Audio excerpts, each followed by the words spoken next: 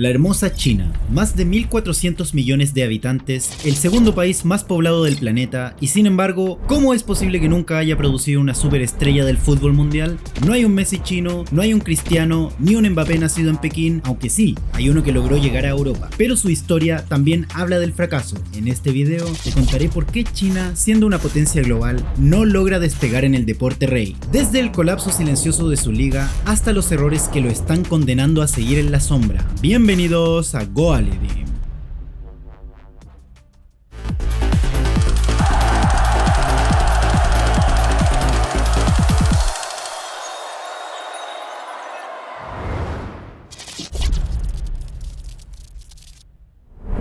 China es la segunda mayor economía del mundo. Ha construido ciudades enteras desde cero. Es una de las líderes en inteligencia artificial. Domina la industria manufacturera global y gana decenas de medallas de oro en los Juegos Olímpicos. En Tokio 2020, por ejemplo, consiguió un total de 38 medallas de oro, quedando como el segundo país con más medallas de oro del mundo. Tiene recursos, disciplina y una capacidad de organización que muchos países envidian. En el terreno deportivo, ha sido capaz de convertir disciplinas casi desconocidas en verdaderas potencias nacionales, como el ping pong, el badminton, la halterofilia o la gimnasia. Pero también hay una excepción evidente: el fútbol. Porque desde hace más de una década, China ha invertido miles de millones de dólares en infraestructura futbolística, estadios, academias, entrenadores internacionales y fichajes estrella. Clubes como el Guangzhou Evergrande llegaron a pagar fortunas por jugadores sudamericanos en un intento por levantar el nivel de su liga.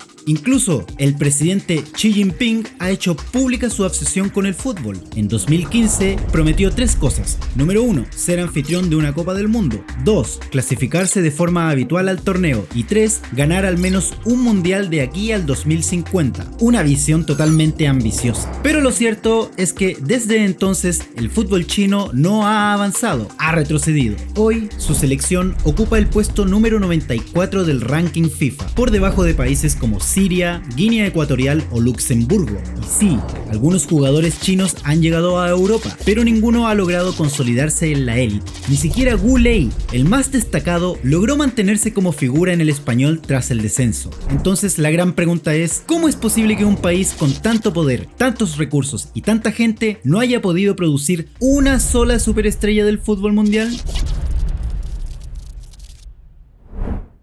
Una de las grandes barreras que enfrenta el fútbol en China está en su propio sistema. Desde pequeños, los niños chinos son educados bajo un modelo que privilegia la obediencia, la repetición y la disciplina estricta, pero no la creatividad. Y el fútbol, en su esencia, es improvisación, es calle, es libertad. En lugar de fomentar el juego libre o el pensamiento táctico, las academias chinas entrenan con métodos mecánicos y repetitivos. Niños alineados como soldados, corren en sincronía, siguen órdenes. Todo parece más una clase de matemáticas que un deporte pasional. Y aquí está uno de los puntos clave. En los países donde nace el talento, los cracks surgen jugando con amigos en el barrio, en potreros, en la calle. Aprenden a leer el juego por instinto, a resolver situaciones sin instrucciones. Pero en China, ese tipo de formación no existe. La presión académica es tan fuerte que la mayoría abandona cualquier deporte competitivo antes de los 13 años. Ser futbolista simplemente no es una opción real. Y eso podría explicar por qué China triunfa en deportes olímpicos,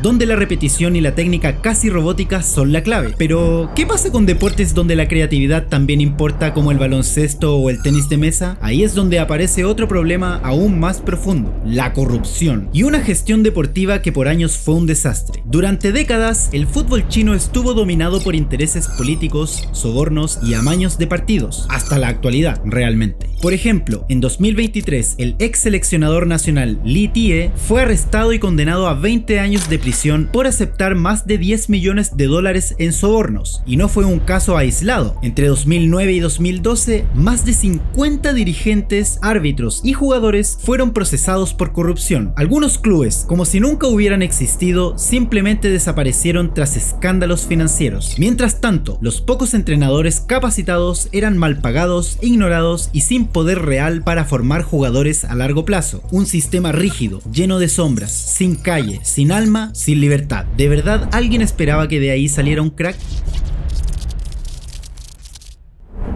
China ha construido estadios impresionantes y modernas academias en ciudades como Pekín, Shanghái o Guangzhou, pero ese desarrollo es tremendamente desigual. Mientras las zonas urbanas cuentan con campos de césped artificial, centros deportivos cerrados y apoyo estatal, en muchas áreas rurales ni siquiera hay un patio de tierra para jugar. A pesar de que el gobierno anunció planes para construir 100.000 canchas nuevas antes del 2025, la brecha entre el campo y la ciudad sigue siendo profunda. Y si hablamos de formación, el panorama es aún más preocupante. Solo el 30% de los entrenadores del país, aproximadamente, cuentan con licencia AFC B o superior. El resto son improvisados, exmilitares, funcionarios del sistema educativo o burócratas sin formación futbolística real. Son personas que reproducen esquemas rígidos, centrados en la obediencia, pero que no saben cómo formar talento desde la base. Lo que falta no es disciplina, sino conocimiento táctico, visión de juego y experiencia. El sistema juvenil, en vez de expandirse como una pirámide natural desde abajo, funciona de forma invertida. Hay muchas academias de élite en las ciudades principales, pero muy pocos jugadores alimentando ese sistema. En países futboleros como Brasil, Argentina o España, millones de niños compiten en ligas menores desde los 5 años. En China, apenas unos pocos miles, y la mayoría de esas ligas están mal organizadas, con poca frecuencia de partidos y nula competitividad. Aquí es donde entra el factor político. En China, todo depende del Partido Comunista. El fútbol, como cualquier otra área estratégica, está bajo control directo del Estado. La Asociación China de Fútbol no es autónoma, responde al aparato estatal y está sometida a los mismos objetivos ideológicos que cualquier otra institución pública. Los dirigentes no son seleccionados por su conocimiento deportivo, sino por su lealtad política. Así, los clubes y las academias priorizan quedar bien con el gobierno antes que formar a la próxima estrella. Esta lógica de control vertical puede funcionar para construir trenes, fábricas o rascacielos, pero no para desarrollar a un futbolista. El talento no nace de una orden política, nace de la calle, del juego, del error, del caos. Con pocas canchas, entrenadores sin preparación, ligas débiles y una estructura profundamente burócrata, China sigue construyendo su proyecto futbolístico sobre cimientos de papel, lo cual es irónico, ya que ellos mismos crearon el papel.